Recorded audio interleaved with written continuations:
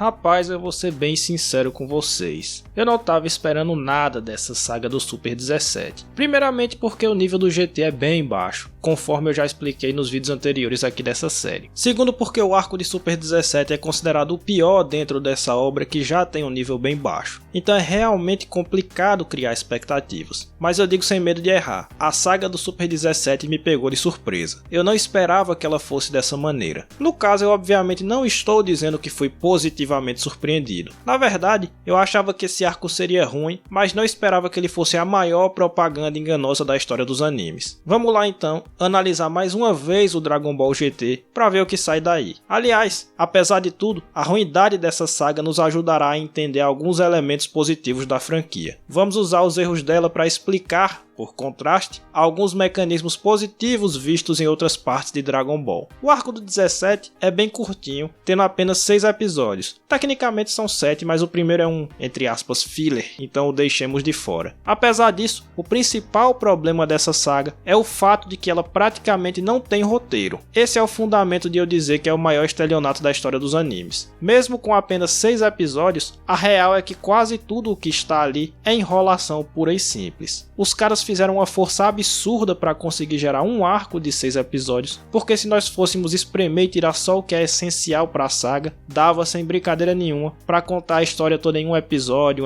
e meio no máximo. Vejamos aqui. Quais são os fatos essenciais do roteiro da saga do Super 17? Dr. Mil encontra o Dr. Gero no inferno, eles se juntam para se vingar do Goku, fazem outro Android 17, abrem o portal que liga o inferno à Terra, prendem o Goku no inferno, criam um Super 17, massacram todo mundo, o Piccolo faz um plano e liberta o Goku que vai enfrentar o Android e o derrota. Pronto, é isso. Dava pra contar essa história toda em 2 episódios estourando muito, até porque a série não perde muito tempo com quase nenhum desses eventos que descrevi aí. O problema é que um arco de 2 episódios é muito curto, então os roteiristas tiveram que colocar mais coisas pra encher linguiça, e essas são as 2 principais características da saga do Super 17. 1. Ela tem um fiapo de roteiro. Tudo o que é relevante poderia ser resumido em poucos episódios, menos do que já tem, né? 2. Os roteiristas botaram um monte de coisa irrelevante pra enrolar, a fim de fazer esse fiapo de roteiro render 6 episódios. Ou seja, os caras pariram um porco espinho pra entregar um arco curtíssimo, porque o que eles tinham em mãos não era suficiente nem pra isso. Dá muito a impressão de que alguém lá dentro da Toei um belo dia chegou e disse: e se nós fizéssemos uma saga em que o vilão fosse o 17 de novo? Aí os outros ouviram, gostaram da ideia e colocaram no papel. Só que aí eles perceberam que não tinha enredo suficiente com essa ideia apenas, então começaram a botar todo tipo de coisa pra render. A saga do Super 17 é um grande kisuke que só dava meio copo e os caras encheram de água pra render, não digo nem 1 litro, mas 2 copos. Os roteiristas do GT não tiveram a capacidade de criar um arco de 6 episódios, meus amigos. Isso é um novo nível de ruindade que eu não estava esperando. Aí você vem e me pergunta, mas quais são as enrolações desse arco? Pois eu digo agora pra vocês. Primeiramente, toda aquela parte dos vilões todos saírem do inferno para atacar a Terra é uma grande enrolação. Nada daquilo teve importância nenhuma, nenhum daqueles vilões foi usado para absolutamente nada, e nem mesmo os que teriam potencial de fazer um papel interessante como o Nappa. Porra, o encontro do Nappa com o Vegeta tinha muito potencial de gerar alguma coisa legal, agora que o príncipe do Saiyajin já não era mais o mesmo daquela época. Dava pra ter tirado uma boa cena daí, mas o que foi feito? Nada. O Vegeta só chega e mata o Nappa em poucos segundos. E a mesma coisa é com todos os outros. Eles só vão sendo exterminados um por um pelos heróis, e é isso. Não significam nada pro roteiro, mas conseguem ocupar metade de um episódio aí, enchendo linguiça. Outro exemplo, a luta do Goku contra o Freeza e o Cell no inferno. Também ela não significa absolutamente nada, e não é nem mesmo levada a sério. Essa luta é uma grande galhofada, com o Goku vencendo facilmente os 2 vilões, até ser jogado no porão do inferno. Sim, o inferno do GT tem um porão. Depois ele volta e derrota o Freeza e o Cell de uma maneira altamente galhofeira. Qual é o impacto de tudo isso para a série? Nenhum.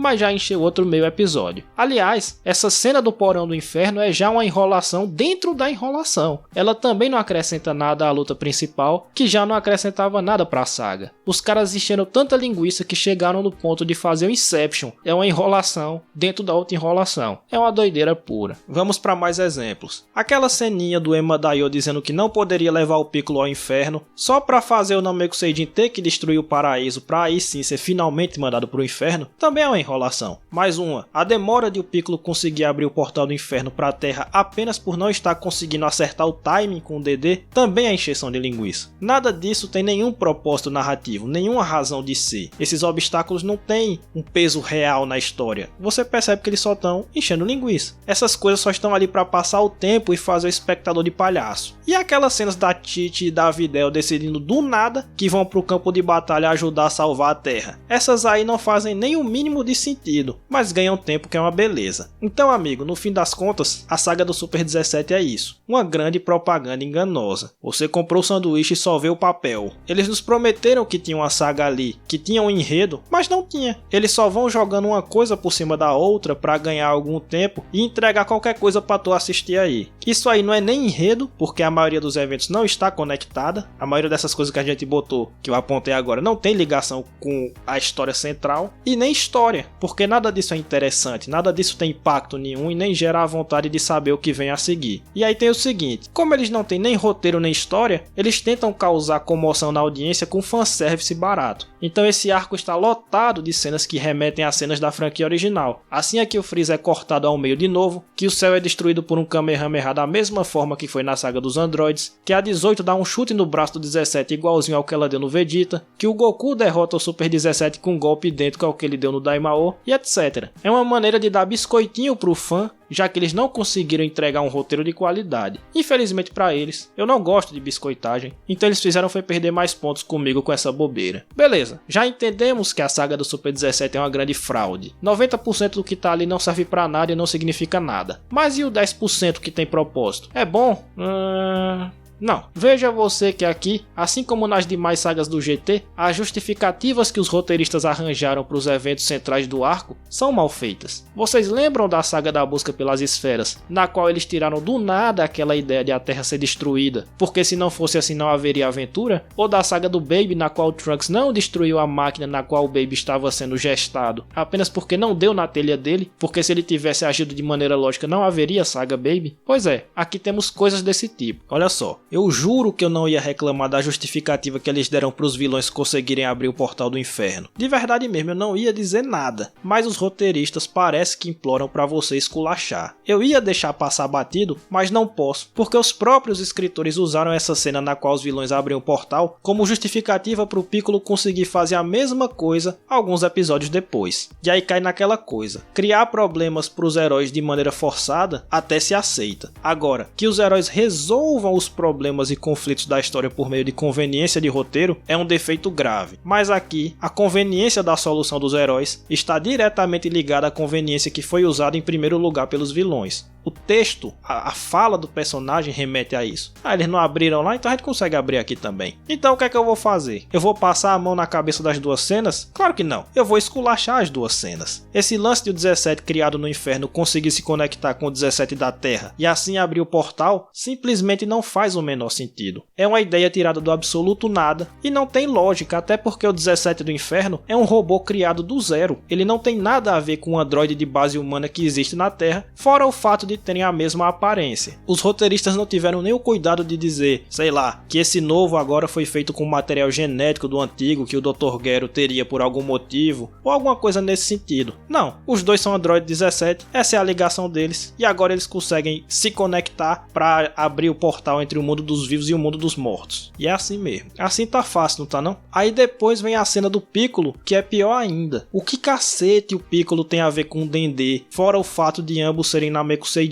Nada, mas dizem os roteiristas. Ora, se o 17 conseguiu, por que não o Piccolo? Essa é a justificativa. Mas o 17 conseguir já não fazia sentido em primeiro lugar. Você só jogou isso no enredo de qualquer jeito. Você pode até dizer que talvez eles consigam se conectar por causa daquela característica que os Namekuseidins têm de se fundirem uns aos outros, então eles fizeram isso e tal, mas é basicamente você preencher lacunas. Isso não tá no roteiro. É você que tem que colocar pra fazer algum sentido. Então é óbvio que é ruim. Quem tem que dar justificativa é o cara que escreveu, não sou eu que tô assistindo. Enfim, tudo isso é pra dizer que mesmo tendo um fiapo de roteiro, esse fiapo ainda é mal feito. Além da enrolação, ainda é mal escrita a saga, é inacreditável. Fora disso, há outros defeitos, como por exemplo, a tal da cena do porão do inferno. Essa daí é braba. Além de ser uma enrolação, conforme eu já disse, ela não faz o menor sentido. Tipo, tá lá o Goku lutando com o Cell e Freeza, e aí de repente ele é jogado pra um lugar onde tem uma velha no corpo de criança, que começa a massacrar o Goku colocando ele numa máquina de fazer cócega, depois numa sauna quente, depois numa geleira, tipo, que é isso porra? Não faz sentido. Não tem conexão com nada do que estava acontecendo antes, e só quebra o andamento da ação. Parece muito com a famigerada cena do banco imobiliário lá da saga do Baby. Os roteiristas do GT têm essa peculiar mania de colocar cenas que não fazem o menor sentido, como se não fosse nada. Ele só vai lá e despeja, tome aí. Você que tá assistindo, faça o que quiser aí dessa cena, interprete como quiser. E veja que a luta contra o Freeza e o Cell já tava uma zoeira pura, e mesmo assim essa cena ainda consegue quebrar um clima que nem mesmo existia. Os caras são gênios, eu não posso negar isso. Eles estragam um negócio que já tava ruim. Eu não sei como eles fazem isso, mas eles fazem e fazem toda a saga. Então não é por sorte. Os caras têm talento mesmo da ruindade. Com todas essas questões que eu já mencionei, de enrolação, de fanservice barato, de luta cheia de zoeira e de cena que não faz sentido, o que acontece é um problema ainda mais grave no roteiro, que é o de que a sensação de perigo é completamente destruída. A saga do Super 17, apesar de ter um vilão poderosíssimo, em nenhum momento passa a real sensação do perigo que ele representa, justamente porque o roteiro se perde em todos esses erros que mencionamos. Não tem como você manter a audiência tensa quando você quebra o clima da sua própria história tantas vezes. Aliás, quando o Super 17 aparece, nós já estamos de saco cheio com tanta coisa que não precisava estar ali e outras cenas mal explicadas, que a sensação de perigo simplesmente some, porque a gente já não está mais engajado na história. A saga do Super 17 é, acima de tudo, esquecível. Não gera engajamento emocional de nenhum tipo, fora a encheção de saco. Aliás, já que eu falei de erros de roteiro que os caras do GT cometem em todas as sagas, aqui nós temos dois outros erros que estão presentes em todos os arcos também. O primeiro é o Power Scaling falho. Aqui, isso foi demonstrado por meio do Ryudo. Lembra do Ryudo? O grande Ryudo. Pois bem, o Ryudo tá lá lutando com o Gohan e dando uma canseira braba nele. O Saiyajin tá quase sendo derrotado e etc. De repente, os roteiristas decidem que já é hora de parar de enrolar, e aí o Ubi chega e oblitera o Ryudo com um golpe aleatório de Ki. Sério, o vilão simplesmente some, desaparece da existência, com um golpe qualquer de Ki. Não é nem um Kamehameha ou equivalente, não, é só um golpe de Ki. O Ryudo, que disseram ter um poder maior que o do Kid Buu, morto com um golpe aleatório de Ki. Chega, não dá. E o outro erro é o de que os roteiristas do GT insistem em dar uma de espertinhos, com plot twists que eles julgam muito bons. Amigos, vocês não estão acertando fazer um personagem consistente, não estão conseguindo fazer um arco que não tem uns 5 furos de roteiro grotesco. Porra, nesse aqui vocês não conseguiram fazer uma saga de 6 episódios sem enrolar, e agora vocês querem inventar, fazer graça com plot twist? Enfim, no caso, eu tô falando da cena na qual o Super 17 mata o Gero, e aí nós descobrimos que o Dr. Mil traiu seu suposto aliado. Novamente, é surpresa feita do jeito errado. Nós somos surpreendidos porque não há nenhum tipo de pista de que isso poderia acontecer. Eles simplesmente jogam isso aí na história e pronto. E outra, esse plot twist é absolutamente vazio. Ele também não significa nada, porque a relação do Gero com o Mil não significa nada. Tá bom, o Mil traiu o Gero, que aliás é o cornão dos animes, né? Toda hora ele é passado pra trás. Fora o fato de nos compadecermos pelo Gero ser o maior cornão dos animes, qual é a emoção que uma cena vazia dessa pretende nos gerar? Resposta: nenhuma. É só os roteiristas querendo ser espertinhos. Ah, peguei vocês, pensaram eles. É isso aí. Tudo bem, agora que eu já destruí bastante, vamos ao momento crítica, construtiva e edificante do vídeo. Uma coisa que eu reparei na saga do Super 17 foi que ela falhou miseravelmente em emular o roteiro da luta contra o Nappa na saga dos Saiyajins. Vamos lá. Se vocês não assistiram ao vídeo que eu fiz acerca do combate dos Guerreiros Z contra o Nappa, assistam. O link vai estar no final do vídeo. Vale muito a pena. Se vocês assistiram, vão lembrar que eu disse ali que aquela luta é uma das mais tensas da história do Shonen, porque ali o Akira usou um artifício de roteiro semelhante àquele usado em filmes, nos quais existe uma bomba prestes a explodir e o herói tem que chegar e desarmar a bomba a tempo de evitar o desastre. Esse é um clichê do cinema usado para gerar tensão no público, para deixar a audiência ansiosa, na ponta da cadeira. O Akira faz a mesma coisa nessa luta, porque ele tira o Goku do campo de batalha, ao mesmo tempo que demonstra que o Nappa é simplesmente muito mais poderoso que os outros heróis e começa a massacrá-los um a um. E qual a relação disso com a bomba relógio? Simples. A construção dos dois enredos é semelhante e busca gerar o mesmo sentimento no público. A ansiedade da plateia é gerada por meio de dois sentimentos contraditórios. Por um lado, ficamos antecipando, criando a esperança de que o herói vai chegar a tempo de desarmar a bomba, ou no caso, o Goku chegar a tempo tempo de salvar seus amigos. Esse é o lado da esperança. Por outro, o autor vai dando indícios de que talvez não dê tempo para o protagonista. Nos filmes, o roteirista coloca obstáculos no caminho do herói que o fazem perder tempo. Em Dragon Ball, o Akira faz o Nappa efetivamente começar a matar um monte de gente, o que nos faz ficar apreensivos de que o Goku não chegue a tempo de salvar ninguém. Então a tensão é gerada dessa forma. Nós vemos que os outros guerreiros são impotentes perante o Nappa e vemos o Goku desesperado para chegar a tempo de salvar alguém. Esse arco do Super 17 faz a mesma coisa. O Goku está preso no inferno e os outros não podem com o vilão. Mas por que é que não dá certo? Por alguns motivos. Primeiramente, por conta daquilo que já expliquei, de que a saga como um todo falha em passar a sensação de perigo. É tudo tão galhofa, tão enrolado e tão mal escrito, que quando ele tenta fazer uma coisa séria e consistente, já perdeu a atenção do público por completo. Segundo, porque o Super 17 é mais forte que todos, mas não mata ninguém, ao contrário do Nappa, e isso por si só já diminui muito o desespero gerado. E mais importante, porque o motivo de o Goku estar fora do campo de batalha é forçado. Ele só não está presente na luta porque o Piccolo não está conseguindo sincronizar com o Dendê para abrir o portal. É uma justificativa forçada que só está ali para ganhar tempo e o público percebe isso. Não é como o Caminho da Serpente, que já tinha sido previamente mostrado como uma estrada muito longa que leva muito tempo para ser percorrida. Essa era uma informação que já tinha sido trabalhada na história, então a explicação satisfatória para o Goku não ter chegado ainda, ao contrário do que ocorre aqui no GT. Aí você me diz, tá, eu já entendi que é tudo bem ruim, mas e a luta final? Goku contra 17, pelo menos essa presta? Não, mas aqui eu farei outra crítica construtiva, ao invés de esculachar. A luta do Goku contra o Super 17 é uma ocasião muito boa para ilustrarmos um ponto que eu já levantei quando analisei a luta do Goku contra o Vegeta, também na saga dos Saiyajins, e também veja esse vídeo porque ele é muito bom, e que eu mencionei no recente vídeo que fiz de Shingeki no Kyojin. A luta final desse arco é monótona porque ela não usa beat de roteiro. Já falei várias vezes e falo aqui de novo. Beat de roteiro acontece sempre que existe uma mudança de dinâmica dentro de uma cena. Sempre que a cena está se encaminhando para um lado e há uma alteração nesse encaminhamento, nós tivemos um beat. Uma cena sem beats é uma cena que não significa nada, porque a dinâmica não se altera e ela não tem impacto para personagem nenhum, porque mudança de comportamento também são beats. Então uma cena sem beats seria uma na qual um personagem fala, o outro só escuta e aquilo que é falado não tem importância nenhuma para nenhum dos dois, ou seja, uma cena vazia. Lutas, como eu já disse 1000 vezes, tem que ser roteirizadas, logo tem que ter beats. Uma luta sem beat é vazia, como essa aqui. Basicamente, Goku contra Super 17 é um episódio e meio do Goku apanhando. Todos os eventos que poderiam ser beats, ou seja, que poderiam alterar a dinâmica, não o fazem. Assim é que Goku vira Super Saiyajin 4 e continua apanhando. Assim é que o Goku descobre o segredo do 17 de absorver Ki e ainda assim continua apanhando. Normalmente, esses eventos alterariam um pouco o rumo da luta e a tornariam mais dinâmica, mais divertida, mas aqui não. O Goku apanha normal, apanha Super Saiyajin 4 e descobre o segredo do inimigo só para poder apanhar de maneira mais consciente, só para apanhar sabendo por que tá apanhando. Até que Android 18 chega e aí a luta é resolvida. O único beat do roteiro é aquele que altera a dinâmica para dar a vitória aos heróis, mas até chegar lá é só um samba de uma nota só. No caso, a nota é o Goku apanhar. E a coreografia é medíocre, então nem isso se salva. No final, é bom que tenhamos essa luta para vocês verem a importância do beat de roteiro e da importância do roteiro dentro de uma luta de shonen. Por contraste, né, vocês veem como essa é ruim, para poder valorizar mais a boa, né? Uma cena que não tem beat é isso aí. Mas eu não vou elogiar nada dessa saga. Rapaz, eu até nem iria, mas tem uma coisa que eu achei bem legal. A resolução da batalha final é legal, por alguns motivos. Primeiramente porque usa Android 18. Isso é bom, porque ela é um personagem felizmente escanteado em Dragon Ball depois da saga dos androides. Dar espaço para ela ter importância é uma coisa bem interessante, principalmente porque essa luta significava muito para ela, tanto pelo fato de o Kuririn ter sido morto, quanto pelo fato de o 17 ser o vilão. Então ela não simplesmente apareceu ali, mas ao contrário, a batalha tinha impacto emocional para ela. Além disso, o motivo para ela ainda estar viva faz sentido. Sim, os roteiristas do GT conseguiram dar algum motivo que faz sentido para alguma coisa, que é aquele clichê de o inimigo ter sua mente controlada, mas ainda existia uma pontinha do seu verdadeiro eu lá no fundo que o impede de destruir seus amigos, etc. É clichê, mas faz sentido. Dentro de uma série na qual absolutamente nada faz sentido, um clichê bem usado é ouro puro. E fora disso tudo, eu gosto da sacada do Goku para vencer a luta. Eu valorizo a ideia de que ele ganhou porque pescou o ponto fraco do inimigo. Acho que Dragon Ball, como franquia, foi abandonando esse tipo de coisa para priorizar só o aumento bruto de poder. Vence quem tem mais volume de energia. E aqui não. Aqui o Goku era muito mais fraco que o 17, mas o derrotou porque soube explorar a fraqueza do vilão. E aliás, essa fraqueza é mostrada bem antes dessa cena, então não foi tirada do nada, que é outro milagre dos céus também, né? Os roteiristas do GT trabalharem previamente alguma coisa para usar lá na frente. Então essa resolução resolução final é boa. Pena que o resto da luta é fraco e o resto da saga também, então fica parecendo a famosa argola de ouro no focinho do porco, não serve pra nada. A saga do Super 17 consegue ser insuportável de se assistir, mesmo tendo apenas 6 episódios. O somatório de enrolação, cenas sem sentido, erro de roteiro e luta chata faz com que esse arco se torne bem arrastado e bem esquecível no final das contas. A ruindade dele não está tanto em ser efetivamente pior que os arcos passados, mas em não ter absolutamente nada a acrescentar e só fazer o público perder seu precioso tempo. Enfim, agradeço a quem ficou até o fim. Quem não for inscrito, se inscreva e ative o sino para receber vídeo novo toda semana. Voltaremos em breve, atendendo a mais um pedido de vocês aqui. Acho que essa próxima série interessa muito a vocês, hein? Até lá. Bicho, esse vídeo teve muito mais roteiro que a própria saga do Super 17, na moral mesmo.